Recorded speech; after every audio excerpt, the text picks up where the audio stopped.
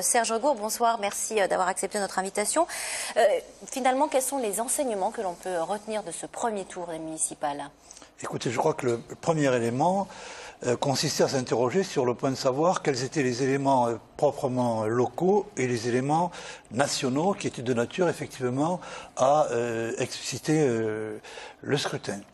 Je crois que dans la dernière période, tous les commentateurs ont eu tendance à penser que les conditions proprement locales l'emporteraient largement sur les conditions nationales. En gros, on disait 70% local, 30% national, de telle sorte que personne n'avait véritablement prévu ce qu'il faut bien appeler aujourd'hui une vague bleue et un échec extrêmement sévère pour le Parti socialiste. Oui. Ça signifie donc que même dans une ville comme Toulouse, les logiques nationales ont produit l'effet que vous avez souligné à un instant, c'est-à-dire le décalage par rapport à ce qui était annoncé par les sondages. Aucun sondage n'avait donné 6 points d'écart. Et si l'on veut bien admettre que les sondages du second tour étaient effectivement établis sur la base d'un premier tour sur un étayage totalement différent, ça signifie, me semble-t-il, que le deuxième tour sera beaucoup plus serré qu'on ne l'avait imaginé il y a encore quelques jours ou il y a quelques semaines, dans le cadre, encore une fois, de ce qui me paraît être nettement une sanction nationale.